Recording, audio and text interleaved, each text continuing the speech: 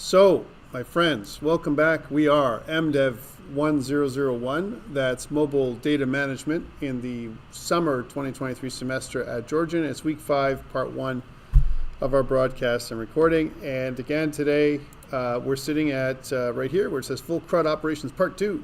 Part 2. And we're doing Full CRUD Operations Part 2 because there's just no way you can do it all in one day. Right, so that's why we're doing it that way. And ICE 5 is going to be this weekend, as well as Assignment 2 I've defined. I'm going to start with Assignment 2, what I'm looking for Assignment 2, which is due next week, just to make sure that you guys are all on the same page as me with Assignment 2. Assignment 1, you guys did, most of you submitted it, which is nice. I have 2 parts. You should be able to see Assignment 2 now. Assignment 2 details, and then Assignment 2 submission box. I always give you both just in case, for whatever reason, you haven't joined a group yet and you want to see your assignment. And most of you have not joined a group yet. So if you haven't joined a group for Assignment 2, please do so now.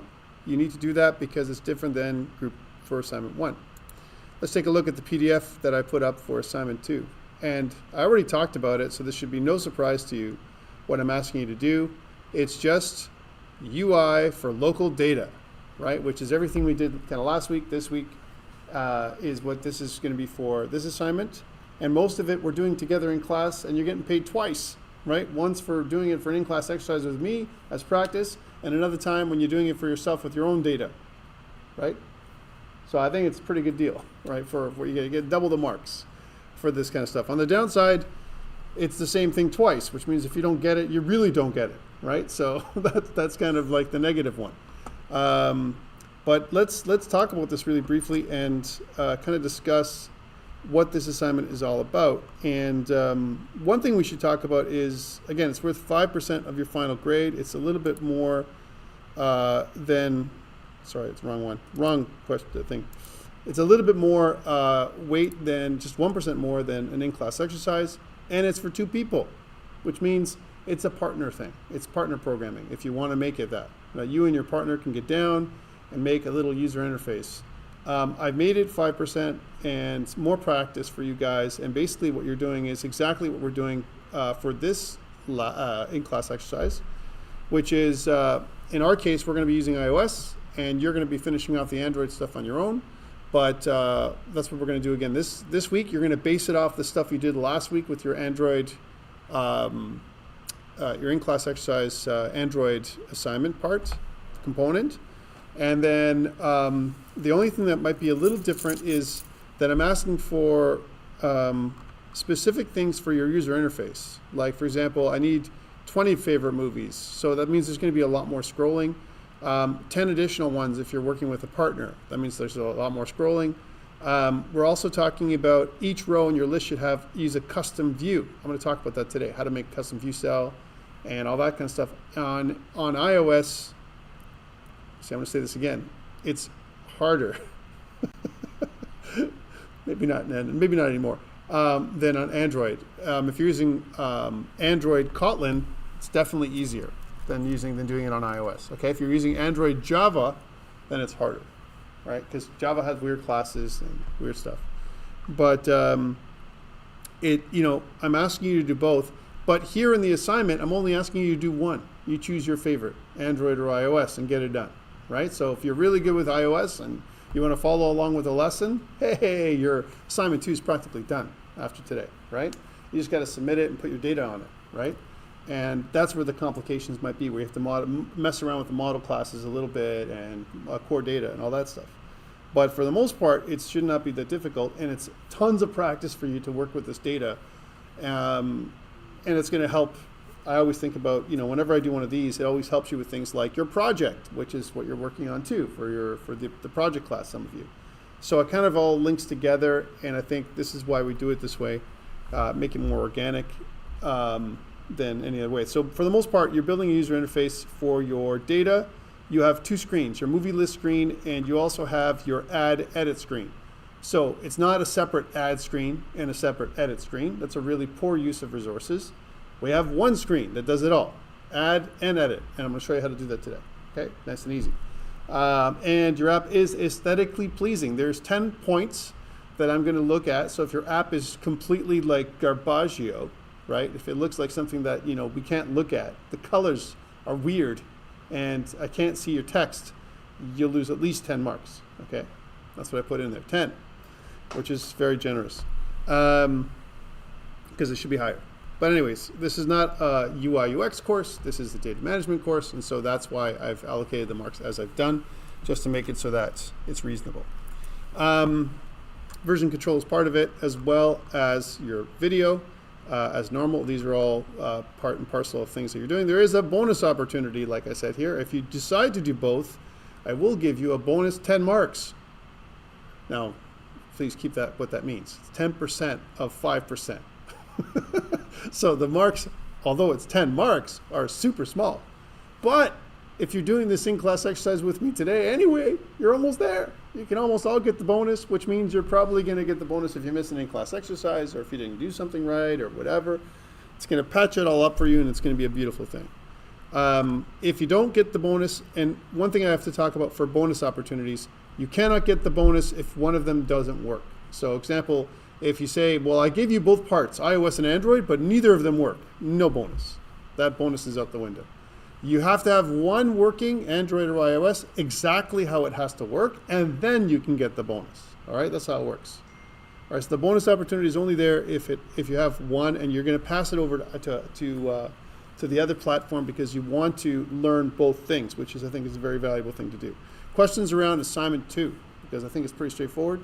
And we're going to talk how to do all this stuff today in class. Anyway, you should have 99% of everything you need to do after today's in-class exercise. On that, let's get to it, as we normally do. Oh, I closed the wrong window, but that's okay.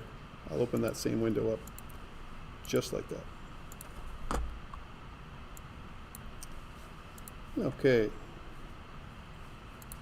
So what we're saying is, last week we talked about manipulating data. We did CRUD operations part 1. We did reading data using core data. And I asked you guys to do, on the Android side, using Recycler View with Room. That's what I asked you guys to do. And did anyone have any real challenges, like super challenge, doing Android with Room? Anybody? How about the people online? Anybody have super challenges doing Android with Room? I remember not liking me accessing it on the main thread. Not happy about that. I can figure out how to It's, not do that. but you use Java? I was using Java. Right.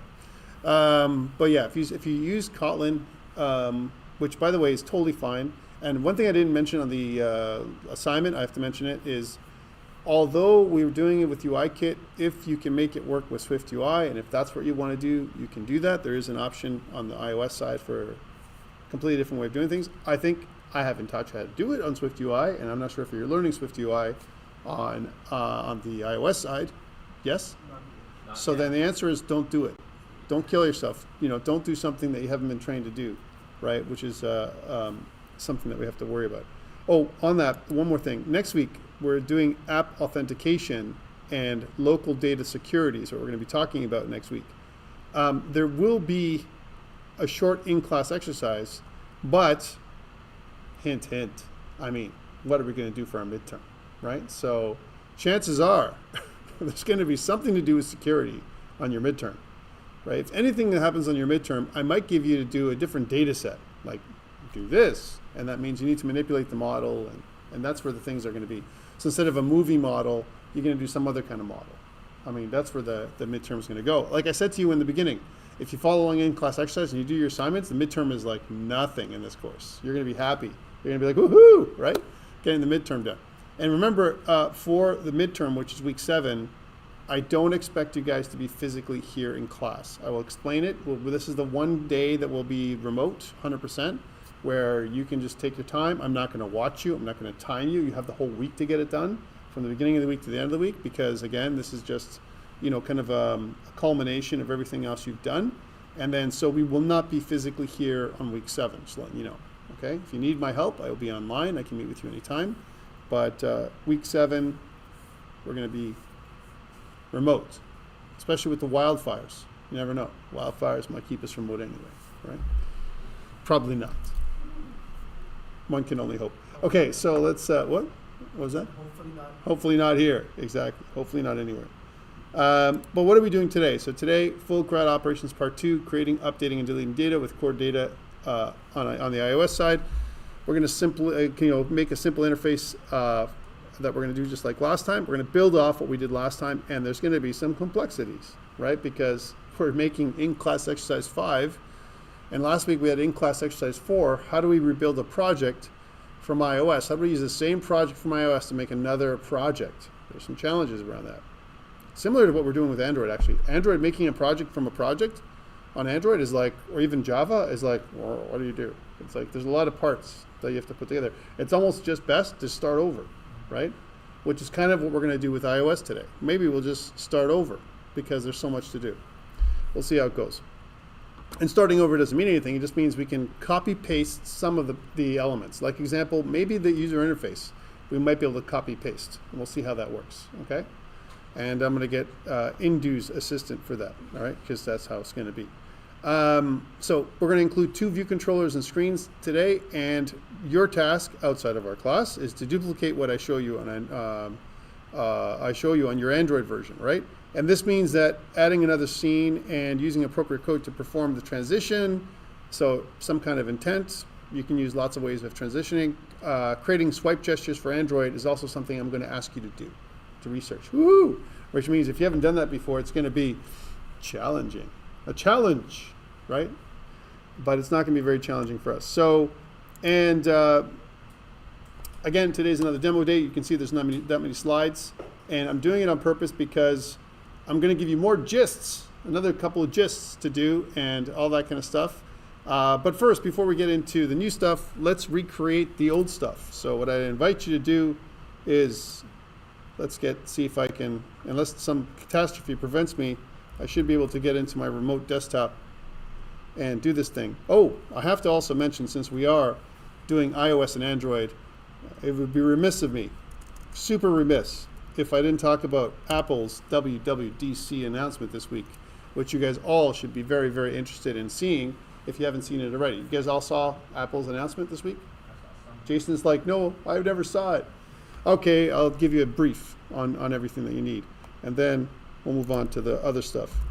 The reason why it's interesting for me, I'm just going to get to this in a second, is if you look at Apple's website, I frequently go there. They have this little swooshy thing, which is actually in many ways, their glasses. They've been talking about Apple Glass, or something like that for a while, or their VR headset. And now it turns out it's not a VR headset, it's an AR headset that they're creating that's also $3,800 US, right? It's crazy, right? And never mind that, but this, I am, as a VR person, that's what I consider myself, I'm not excited about the VR headset. And it's the Vision Pro, right? That's what it's called, the Apple Vision Pro. It's really, really expensive. That's why I'm not excited about it, right? And it has 4K per eye, really cool stuff that they have. So high resolution pass through, which means that you wear this thing and you actually can see through it. That's their announcement, right? And it has 2 chips. It has the M2 as well as an R1, which is this reality chip that they're making. So that way it deals with latency to reduce latency so that you don't feel sick. Well, we all know if you actually do VR that latency is not the only thing that makes you sick. It's also, you need to get your VR legs happening, which is actually use VR. And then peripheral vision is also a negative thing around VR, because if your peripheral vision is too wide, you can get sick. If it's too narrow, you can get sick, right? And a lot of other things that can make you sick. Like the developer who makes the game can make you sick like this, 2 seconds, if he does it wrong, right? Or they do it wrong. So some exciting news, though, is that Unity is partnering with Apple to make the Apple Vision Pro a platform for Unity development, which means you can target the Apple Vision Pro at some point. This thing will not be released until sometime next year, it said, right? Which means it's nebulous if it's even going to be released or if they're going to push it out. Which means Right. November. Right, next year, Yeah. right? So way late.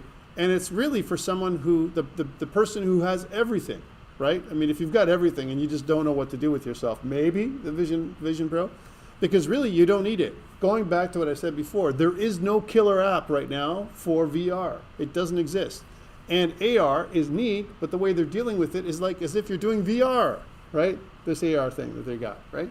I think it needs more content, and I'm hoping that they're going to release this thing maybe in the future with 2 models, a lower one where they can actually do the model and it's a lower barrier to entry, and something like this one, this is I consider this the most expensive one, because really you can buy a really cheap VR headset right now for like $300, right? And but meanwhile,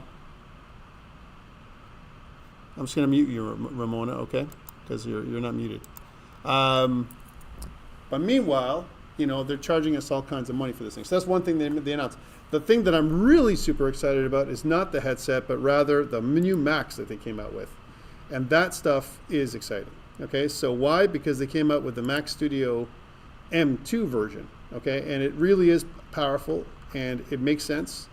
It is probably the way to go if you're going to, buy a Mac nowadays for the average person who wants something powerful, like you want to do video rendering or 3D modeling or something like that. The Mac Studio is, I would recommend, not the Mac Pro, which, you got to see the prices. The prices is always the thing that kills me about Macs, and the thing with the prices are the Mac Studio with the Ultra chip is $54.99, right?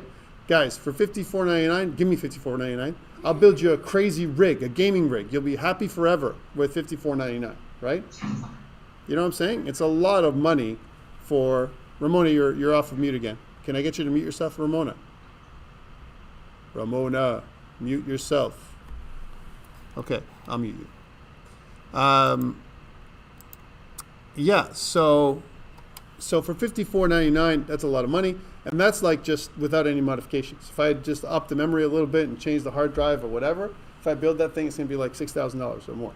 So, but this one, the M2 Max, if you actually optimize this and compare it to, an upper level Mac Mini, for what it gives you, like it's really optimized. It's a really good little machine. And it does 90% of the work that you need to do. So I think, what happens with Mac is you get a lot of machine and you get diminishing returns after how much money you're going to spend on it.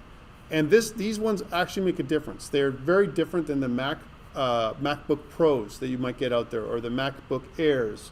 They're different. They have more cooling capabilities. They have more ports built in. And if you're someone like me who does teleportation, which is what I call it, I kind of zip into my machine at home. This is a dream, right, in terms of performance. So this makes sense to me. The other one that's interesting but super expensive that they talked about was the Mac Pro.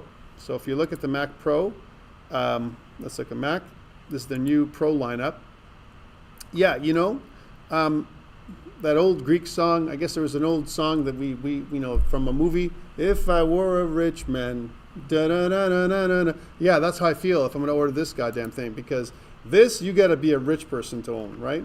I mean, come on, right? It's insane, $95.99 for a Mac Pro, all right? It's the same chip. That's all it is, just more stuff, more bandwidth. And I don't know, give me $10,000 and let me see what kind of PC I can build. I'll knock your socks off with the PC that I'm going to build. Just $800 a month. Right? It's just the price of a Tesla. The price of a Tesla. You can get a Tesla for $800 a month, right? So, but I can give you this machine, right?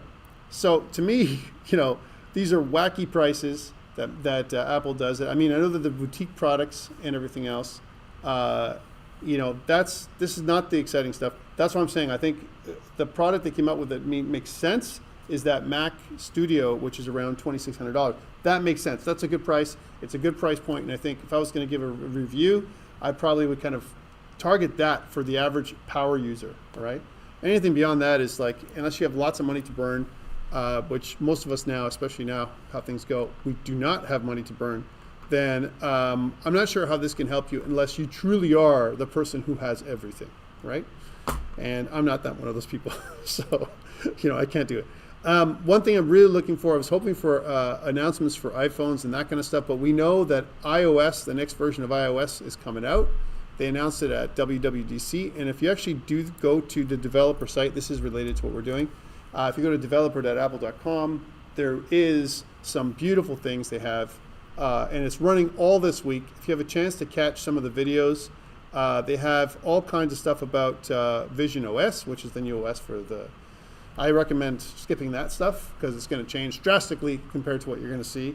Unless you're interested in becoming a Vision OS programmer. iOS 17, they talked about iPad OS 17, which is all the new stuff. And I always worry, because whenever I see any of this new stuff coming out, I always think about, okay, what breaking changes is Apple going to give me today, right? Because that's what they do. They make a breaking change and it breaks something, and then your software or your program from last year doesn't work this year, right? Just because, right? And they talked about new integrations. macOS Sonoma, which is the next version that they're going to release in the fall, like normal, and watchOS 10 with new complications and a bunch of different things. Again, more stuff. FaceTime, where you can leave a message with FaceTime, kind of neat, right? Some other features, and you can watch the video on here as well. State of the Union. They did a whole platform State of the Union, how they're improving things. Meh.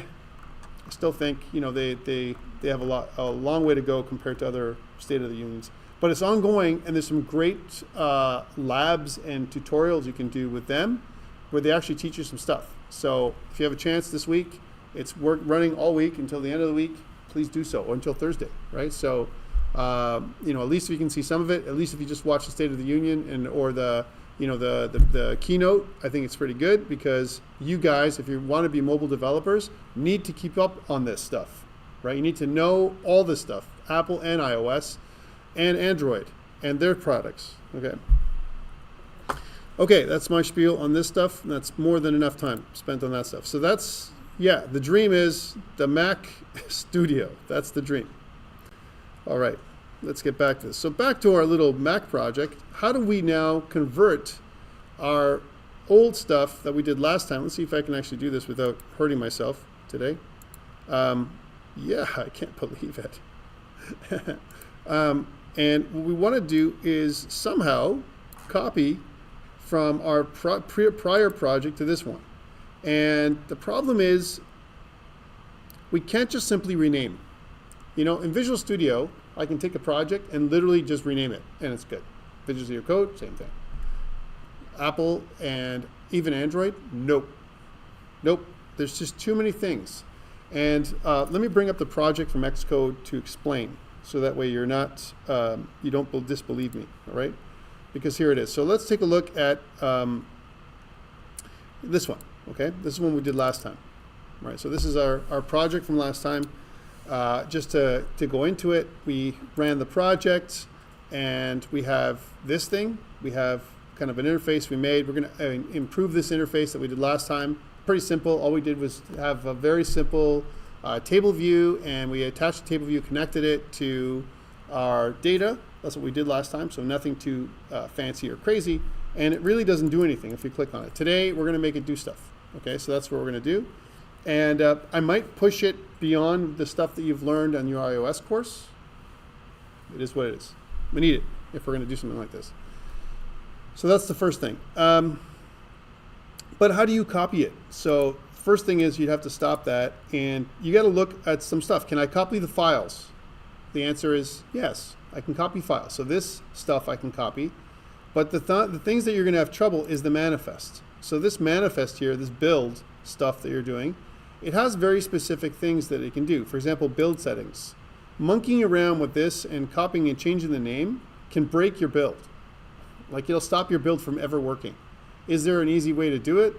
I don't know. I found some success in doing it in different ways, right? But what we want to do for the most part is this. Make a project and copy our files, right? That's what we're going to do right now. And then what we can try and do, which is interesting, is you can run 2 instances of Xcode's project and just copy and paste your interface. That's kind of neat.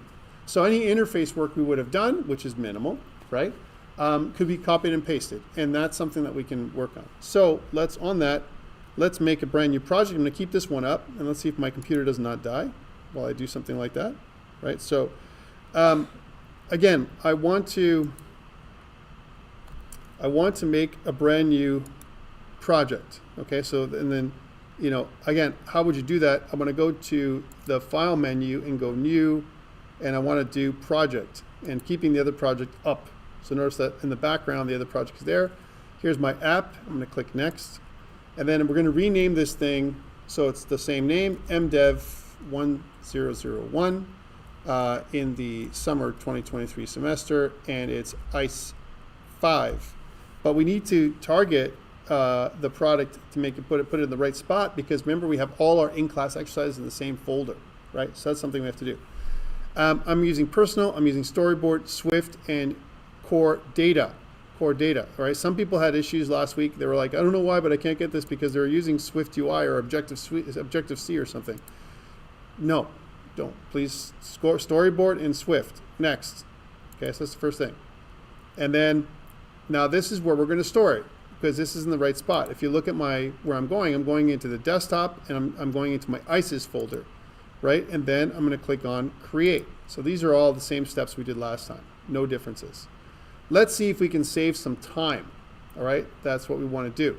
So one, we don't have our view controller. We have something called data view controller. So what I probably would do to make it simple is actually just rename this to data view controller. That's the first thing that I would do. And then leave everything the way it is. And then in my main storyboard, what I probably to do, just to make sure that there's no errors, is go into the main storyboard for this one. So again, click on your view controller here, right? This one.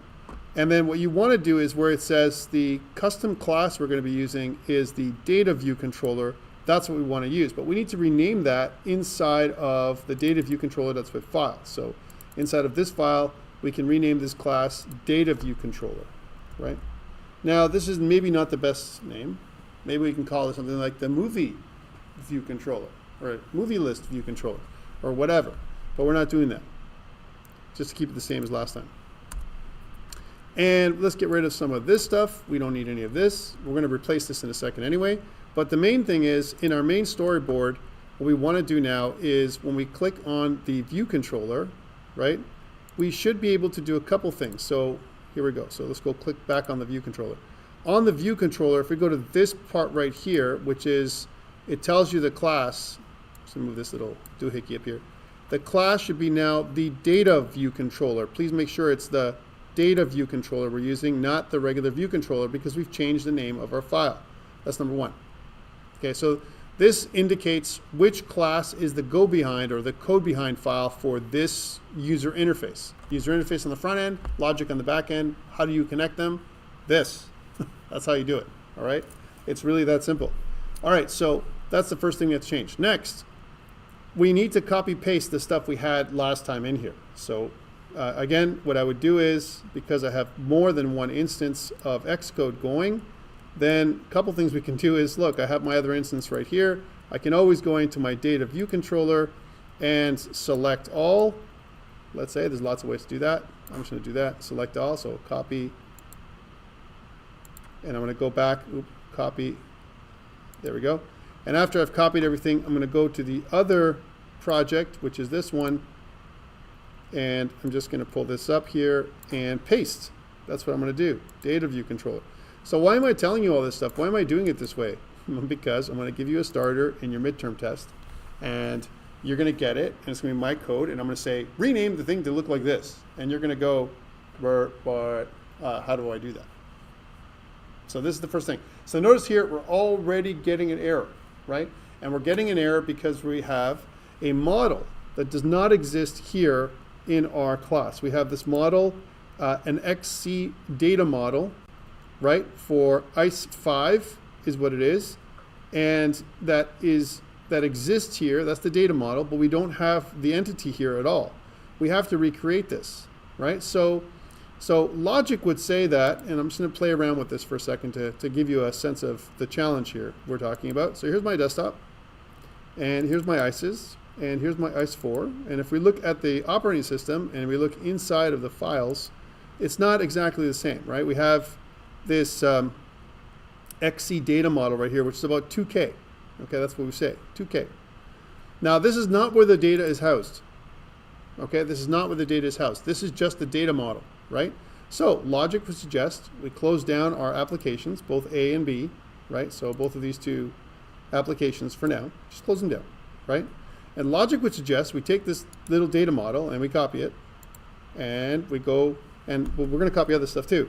And we're going to go back into, the ICE5 and place it in there, right? So if I place it in there, so we say paste, item.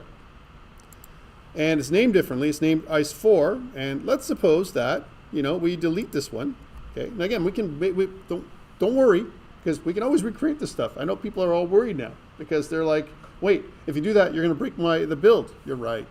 I might break, but we're experimenting here so you know what to do, right? Because this is what's going to happen to you. So Indu, is it going to break the build? You don't know. Let's see what happens. Let's see what happens. So I've moved to trash. Here's what I'm doing. I'm moving that to trash. And I'm renaming this, right? So I'm kind of renaming this file in the operating system to ICE5 XC data model, just to be on the same page, and so that it connects with, this is the big one, with the manifest that's pointing to it. Because there's a manifest that's looking for ICE5, and if you don't have that, and if it's called something else, it will break, 100%. All right, that's what it does. So that's the first thing. Okay, now let's rerun this thing. So again, I'm going to go back to Xcode, and I'm going to bring up ICE5, and let's see if she breaks, right, or not. And I mean it. I mean like not opening, breaks, like that kind of thing, right? And if it breaks, kind of thing. So let's see what happens. So far, so good, right? So gooch is what they say, right? Do I actually see the data model here, right? So one thing is, look, we have our data model, but where is our data? Where is our data? Where is our data model? Look, we made a copy. See what I'm saying? What happened? We had our data model, and it was a data, and now we copy paste it, and we see this. Because, my friends, in the operating system, let's go back, you have stuff you cannot see, like this info.p list, which is surprisingly 704 bytes, right, on ICE5. What does it look like on ICE4? It's not so easy, is what I'm saying to you, right? So here's info.p list, and you can see that the info.p list is 704 bytes. Should be the exact same, right? But it is not. And it just so happens that the expert project is not so easily fooled. It's not like you can copy paste and everything works the way it should be, right? It just doesn't.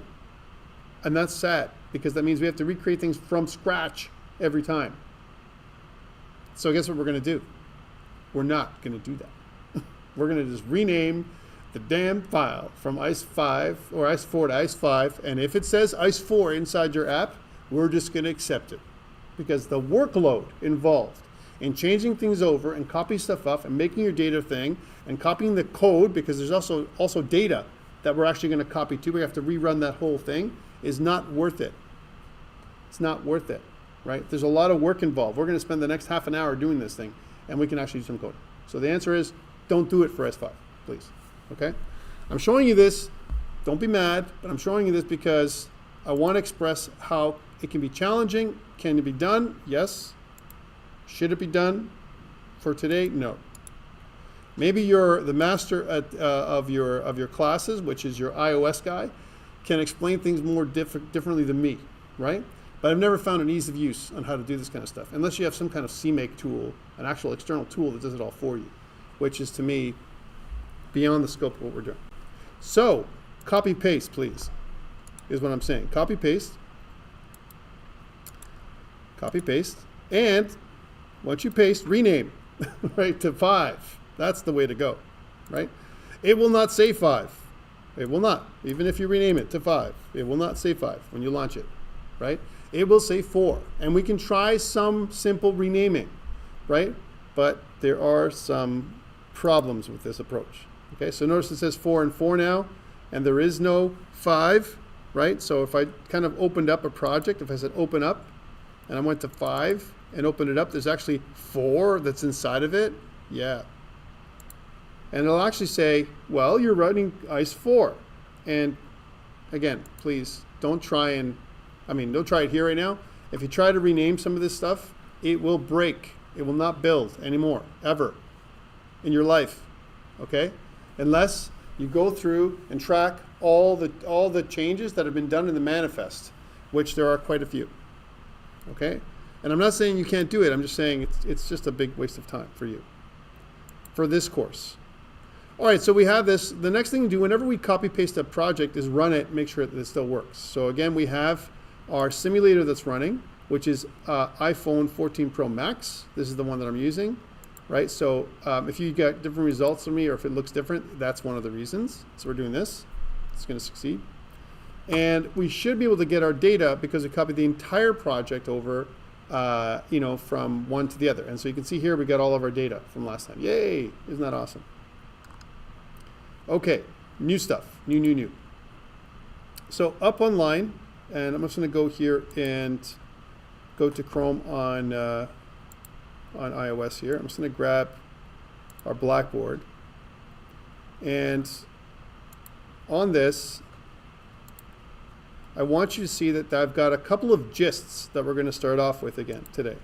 Again, gists are small files, one file typically, that I share with you on GitHub. And the great thing about this is that they are tested by me. That means I tested them today. Like they're not something that's been around for 3 years or 4 years or 5 years and old. It works, at least for my stuff, and it should work for you. The first one I want you to go to is the movie table view cell.swift gist, this one. It gives you this new movie table view cell, right? And we're going to start with this. Let's make a custom view cell. That's what we're going to do, all right? So as you can see here, what we're getting is a new class. I'm just going to grab this code here and copy it. And I'm going to go into our Xcode project. And here I'm going to add a new file. So I'm going to say new file. And we're going to make a new Swift file. And again, we're going to make sure, please make sure you name it correctly. So it should be named movie table view cell.swift. Movie table view cell.swift. Okay. I went there for the same reason. Movie table view cell.swift. Okay. Now, everything we're doing, there is an analog, similar thing to what we're doing in Android. You can do the same thing with Android and Kotlin, or even with Android and the stuff we're doing. So here is a few cells. We're going to have a title label, a studio name, and a rating label. So what I want, here's what I want it to look like when we do our table from now on. I want to have, the title and the studio wherever I want. And I'm introducing this custom table view cell because it's going to help you with your project that you're doing in my other classes, right? In my other class as well. It's going to give us some flexibility in the future because we might use tables are like the most used thing that there is in iOS and Android too. Recycler view is like the most used thing because we always look at things in tables and stacks, okay, with iOS devices for the most part. There's always some kind of table you're looking at, some kind of data that you're whether it's chat data or images or whatever. It's a lot of it's put in tables. Okay, great. So then now that we have this, what does this do? So basically what I'm saying is the class movie table view cell, that's the class name. It inherits from or extends, that's the colon, it extends the UI table view cell. So I'm actually taking the generic table view cell and I'm extending it. I'm expanding it and I'm saying, hey, my table view cell is going to have a title label, a studio label, and a rating label. Okay, those are the three things it's going to have. But they're all going to be text fields. I'm making them text fields because I have more play. I can do more with them with text fields than if I just made them labels. But that's really your choice. You can, if you wanted to complain and say, Tom, I don't think they should be, you said label, they should be text fields. Okay, right? But that's what they are. That's the first thing that we're adding in. And on that, then, let's go and do the GitHub thing and actually add in our project files and all that stuff as well. So I'm going to say cd space. And I'm going to drag and drop this little thing here in there. And I'm going to say git add dot git commit -m. And we'll say added project files. Okay. Yay. Awesome. All right. So we've got our movie table view cell. That's awesome. Now the next thing is we need to configure our application. So this is, if we're going to go to main storyboard here, that's what we're doing here. And what I want to do is I want to zoom in here to see our custom table view cell where it's going to go. And how do we do this thing? How do we do it in iOS? Now, I'm not sure you guys have learned about it, right? No, you haven't learned about custom table view cells yet? Hitesh? No? You're an expert in iOS, right, Hitesh? No? Eric? How about Jason? Jason, you expert in iOS? No? No. Okay. Into?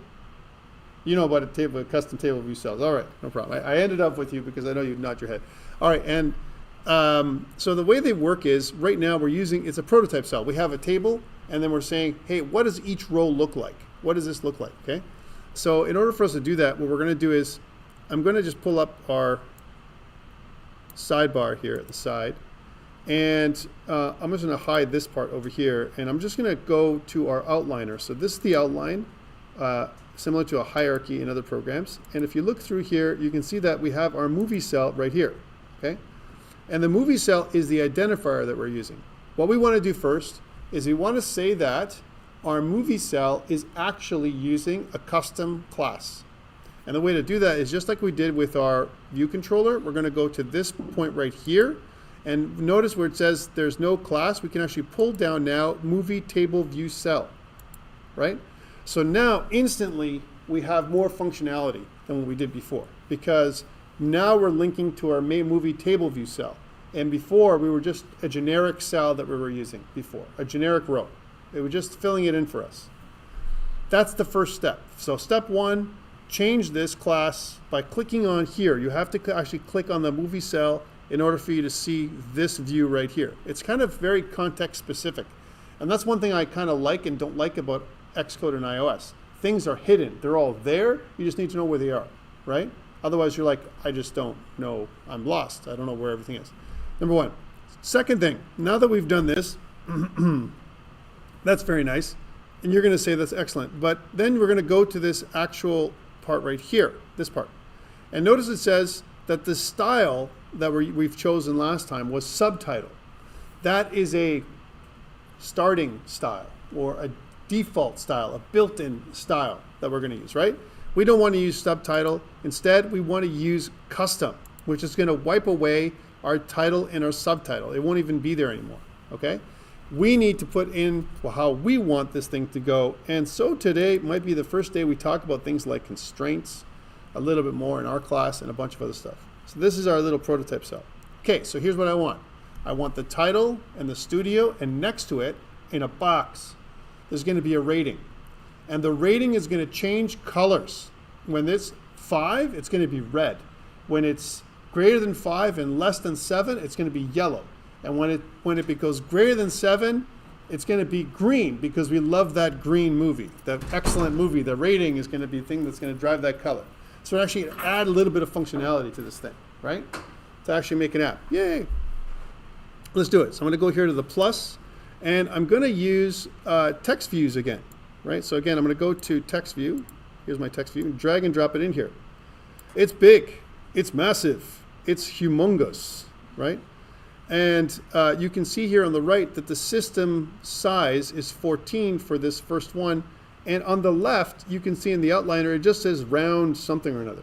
Whoa, what does that mean, right? It's kind of like the default name that iOS gives you in the outliner for what you're clicking on, this thing here, right here. But it'd be nice if we said something like, this is the movie title. So something like, you know, the title label, which is what this is. This is the title label, all right? And you can rename that thing. And so on the right, we're just going to give a placeholder text, which is going to be title. Okay, that's what it's going to be there. That's the title. And you're going to say, there's nothing we've gained so far, Tom. We have gained nothing from what you're telling us. You are correct. Not yet. Okay? Next, once we have the title, right, we can add more stuff. And I want to make our cell a little thicker, because right now it's not very high. It's not very tall. It's very, very thin. So I'm going to click on the the movie cell itself, and you can see that I got little control handles here now, and I can make it actually taller. So I can make this thing, I can make this thing so if I'm careful, let me just zoom in a little bit more. Sorry, doing a remote there's a challenge whenever we do things remote like this, right? I got to make sure I click on the proper control handles because I'm doing this from home.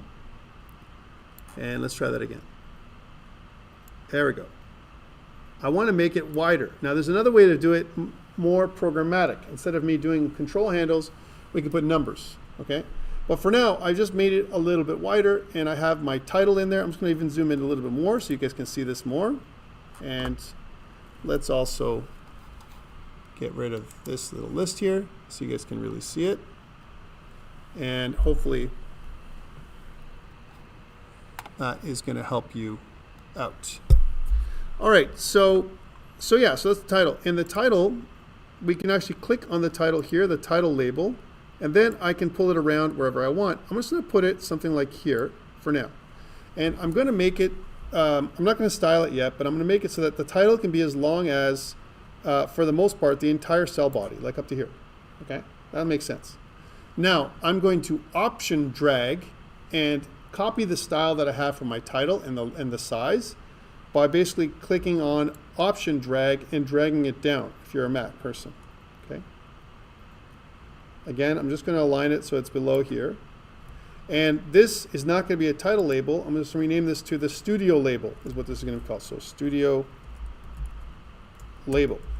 There we are. Studio label, title label. All right. And we're going to rename this thing so it says studio.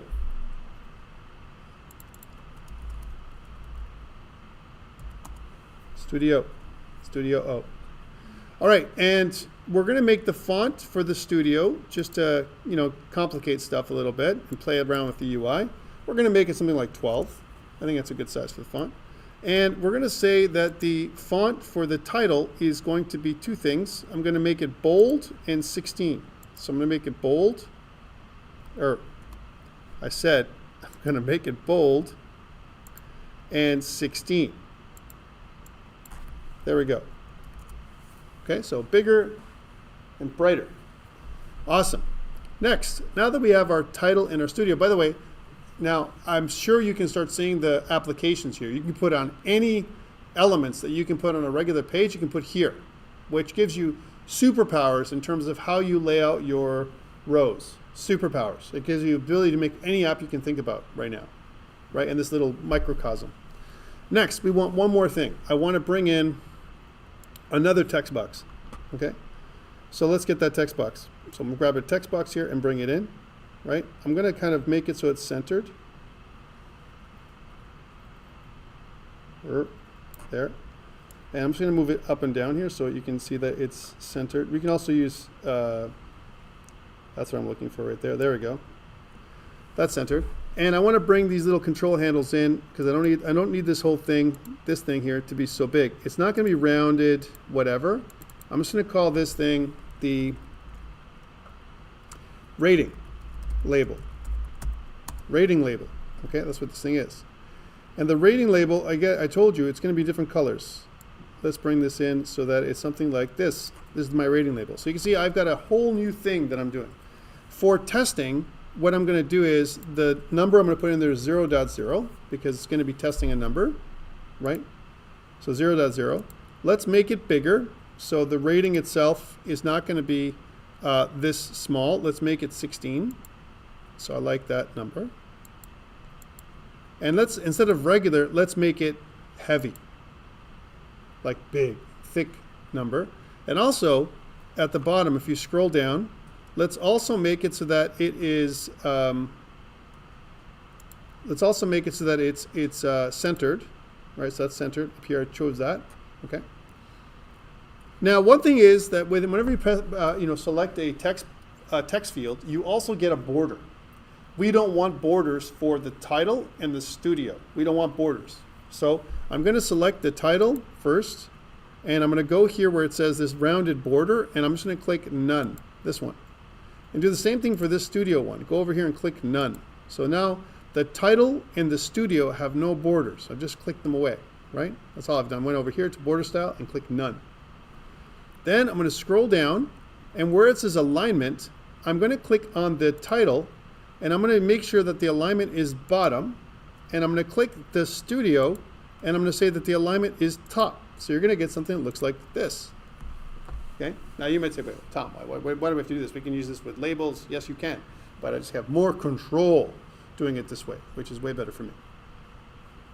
Okay, and now I'm going back to you. Are you with me? Do you have what I have? When you were making it bigger in the content view, which one did you select? Content view highlighted. The movie table, movie cell. This movie cell, I can make it taller if I click the movie cell and actually expand this with this little control handle down here. Alternatively, if you want to make it bigger by numbers instead of me by eye, I'm doing it by eye right now, then you can go here into the size inspector, and you can see that the size inspector says that my row height is 96. Let's make it an even 80. Okay, and hear me out when I say that. It's going to kind of do one of these, right? 80 is the number I want to use. We haven't used any constraints yet. We may need them. We'll see how it goes. Okay, so that is what we have. Eric, how far behind are you? Huh? Come on. Come on, little pokey. We're going to be just fine. When I was selecting the movie cell, I don't get the option to stretch it or anything. I just have to do it manually. That's okay. You just did it right now?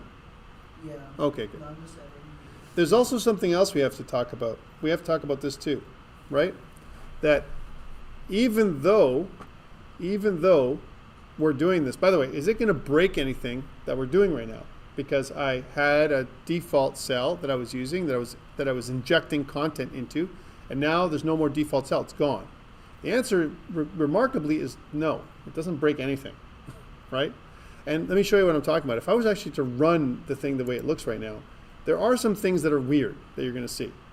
One is you get a real thin cell that looks like this, and you get title and you get some stuff drawn, but it's not really what we were looking for. And you're like, wait, where does this stuff come from? This is the programmatic side that we haven't touched yet. We're going to fix this in a second, okay? And I'll talk about that, but it's really thin. And even though I've made it 80 over here, it doesn't show it that it's 80 at all. How come? Well, there's another layer of stuff we have to talk about, my friends, which is if I go to the left and I talk about if I click on my actual table view itself, the table view itself, then on the right, you can see that there is a row height and an estimate. Then they're automatic right now. And they can't be automatic. We're going to put numbers in there. So we're going to say that the row height is 80 and the estimate is also 80 for now. That's what we're going to say. And if you put those numbers in there, and I'm clicking on my table view in the outliner here for me to do that. Click on the table view, and I'm going on the sizing over here on the size inspector, and then I'm putting these numbers, 80 and 80. And then when I run it, if I was to run that thing, you're going to see that we're going to get that fat cell that we want, right? There it is. That's the kind of thing that we want, kind of a fatter cell, except it's all overwritten with weird stuff. That's not what you should get right now. Again, you might look at this and go, I don't understand. Tom says it's supposed to look better, and it actually looks way worse. We're partly there. We're not quite there yet. All right? Next. One thing we do want, going back to our content view, if I go back to my content view again and zoom in, let's zoom in again. And let's just scroll and really zoom in.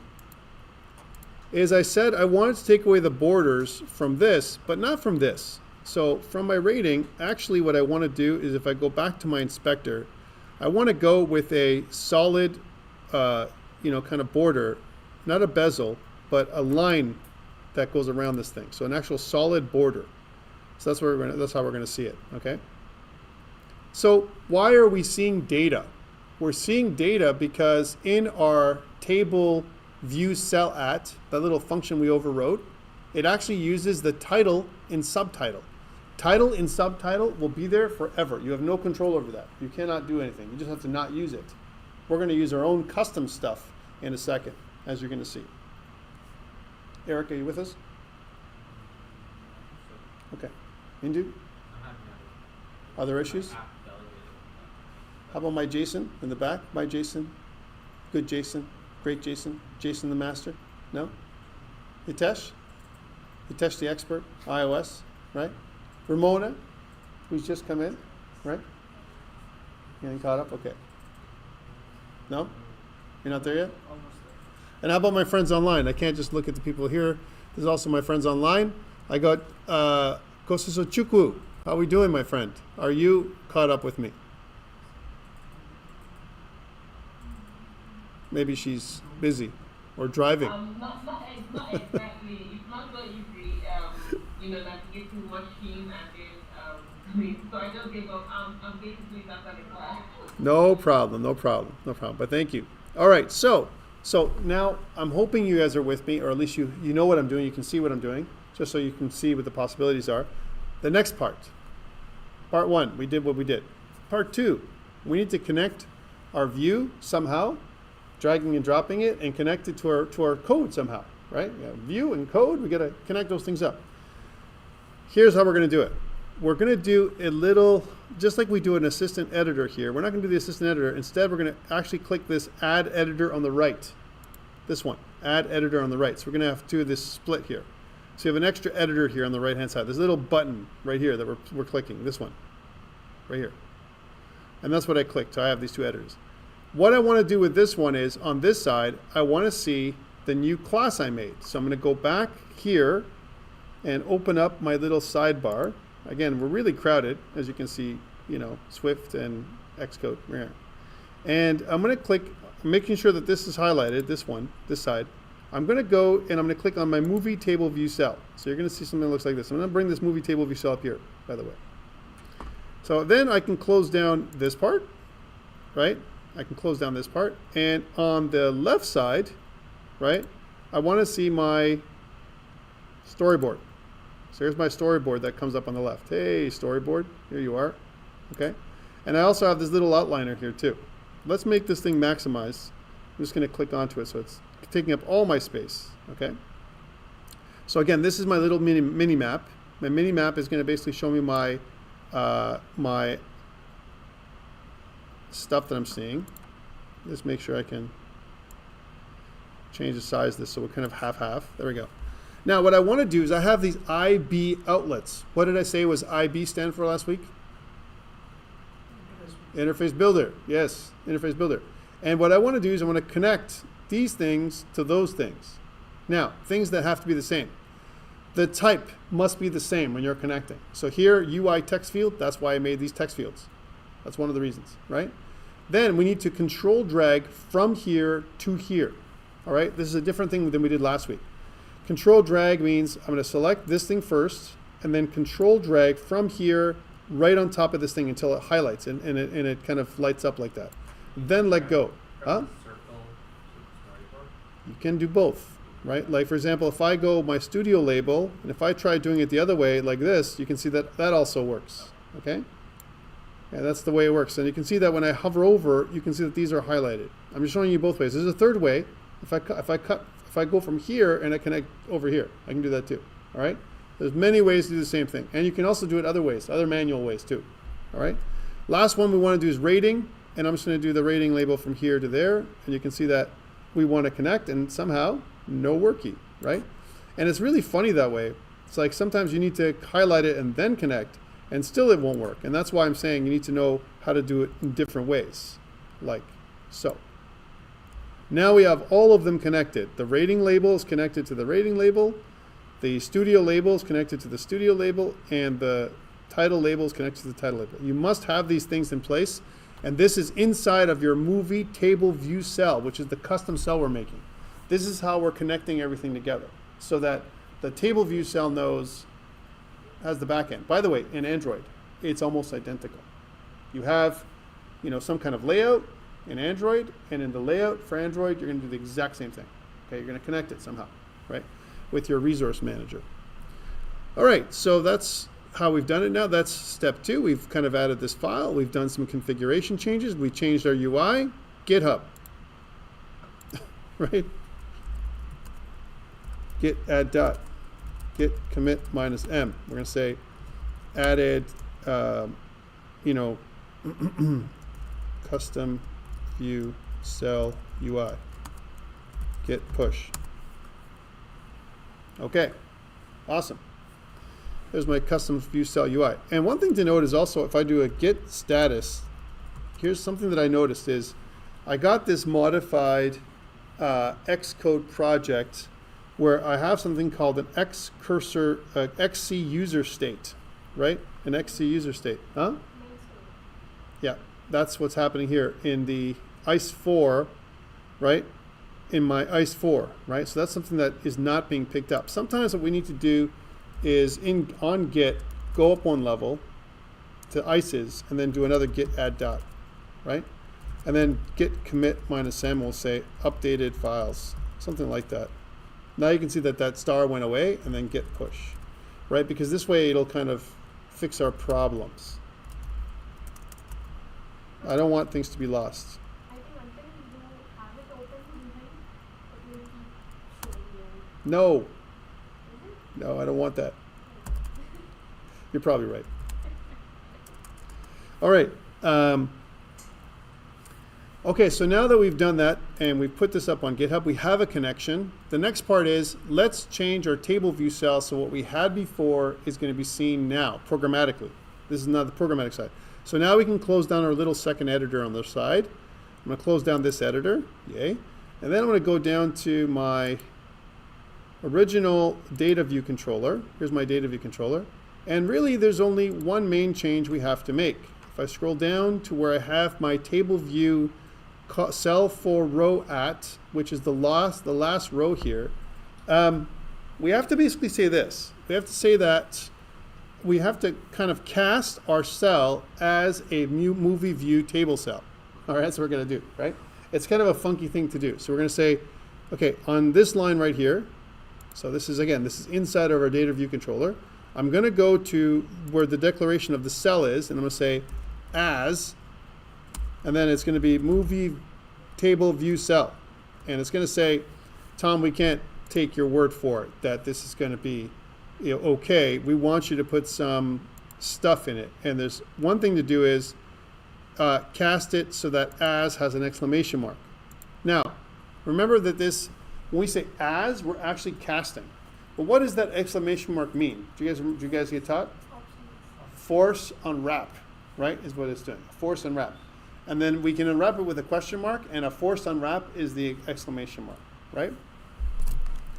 So, and what we're saying is, whenever we do this kind of stuff, we're saying, don't worry, Swift, I got this.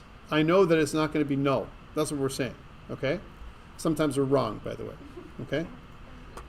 And this can change now. Take a look at the cell, text label, blah, blah, blah, blah, blah. We're not going to do a text label and a detailed text label. We're going to use our title label. So let's replace these with cell dot, and we're going to say title label dot text, title label dot text, and we're going to change our detail label to a studio label, right? And here's another reason why I want this to be done. It's more contextual, right? Title label and detail label mean nothing, for what we need. And the last thing is, here's the tricky part. We want to say that cell dot rating label. You can see that comes up in code hinting, right? Dot text. Well, we want to say that it's a movie dot critics rating label, right? But the problem with this one is that our critics rating is a float, and we want to make it into a string, right? So of course the wisdom around this, I'm just going to kind of now I'm going to take care of some of my formatting here while we're at it. The wisdom here is to do interpolation. That's the wisdom, right? So remember how interpolation looks. It looks like this. It looks like question mark. It looks like slash. It looks like forward slash. And it looks like we're going to put in our movie dot critics rating. And sorry, it's not slash, it's backslash. So if it's backslash, and then we can see that lights up, and we can say movie dot critics rating. And we can get rid of this part, right? So what this does is it interpolates, it uses string interpolation, and it injects the floating point inside of the string, which in turn converts it to a string. Just like how we would do it in JavaScript when we would do something like, take a number and add it to a string. Concatenation is kind of what this is, but it's actually interpolation. So it's actually better. And it's more contextual. So now we've done everything. I'm just going to format my stuff while you guys are doing your things. So you can see my code hasn't changed all that much, right? All we've done is we've casted our cell to a movie table view cell. And we've also said that the stuff we're outputting for each of the cells is going to look like this. And so what I put here in my gist, which you're going to see in a second, is this is new for ICE5. Or we can say that this is updated. How about new? This is updated for ICE5. Updated. Okay? Let's try this out. And do we get that funky stuff that we want? Okay? So if I run it, then we're going to see a problem, actually, that we didn't notice before. So here's something we get. Take a look. This is what we would get. This is how you get. Do you see this? That's how yours should look, right? And I did that with a couple of tricks, right? We have our custom table view cell, and the custom table view cell connects to our data. The data was already there. We just we redirected it from the default table view cell to the custom table view cell that we're seeing here. Okay, that's how we're doing it. And so now we are exactly where we were last week with some extra stuff. Let's add one more thing to this, right? And then we'll take a short break, and hopefully you can catch up. Here's what we're going to do for this one. The gists, right, that we talked about. So I have another gist. And the other gist is the data view controller.swift. I've updated it, right? And if you scroll down to the data view controller.gist that I've updated, there's a couple things that are new. Now it says updated for ICE5, like I said, and we did this nice work. But here, what I'm going to do is colorize the cells. Here's what I'm going to do here. I'm going to say, if my rating, first I'm going to get a rating. If my rating is greater than 7, I'm going to make it so that the color is green, right? And my text color is black.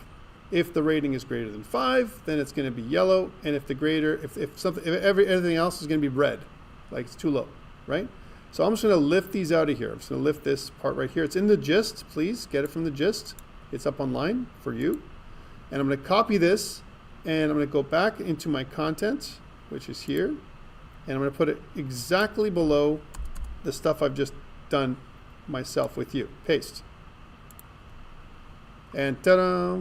We have our content in there, except it's all out of whack in terms of formatting.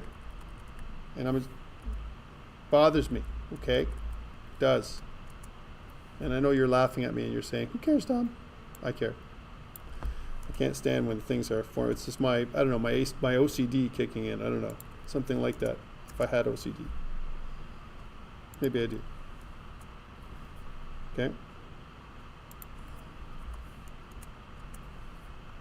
And I know that this would drive me crazy if I saw it. I'm like, why is that pushed over there? Right? So I know for you, doesn't bother you. But for me, bothers me. Plus, it gives you a chance to catch up. Because I'm so slow, with the stuff that I'm doing here, that you can catch up potentially with the other things you missed. Once you're 6 months into coding, you worry about This stuff? indentations. Yeah. Well, I worried about indentations all the time, and I always used to worry about it. Even I'm worried. All right, so now this is what it would look like. Take a look. Now this is weird. This is super weird because I get like these weird ratings. Look, like 5 for star, for a thing. How did this happen? You might ask yourself. It's the same database is the answer, right? What I did was today I went in. You might have zeros here, by the way, Yeah. right? And the reason why you have zeros is because when we imported the data, right? The data imported wrong, even though we thought it was good. We couldn't test it until today, right?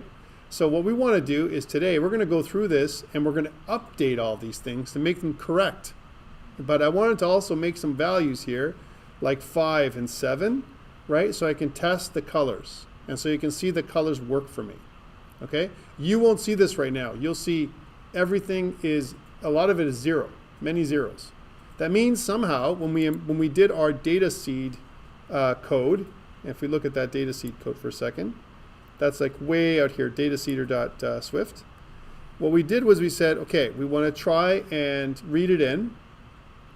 That's what we want to try and do. And what we said was, way down here in our critics rating, we're saying that movie critics rating is equal to adjacent objects critics rating as a float. And then we said by default, if you can't read it as a float, make it 0.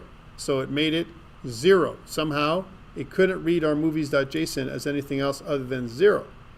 And even though it says critics rating, somehow it couldn't read these numbers. That's just somehow how it happens.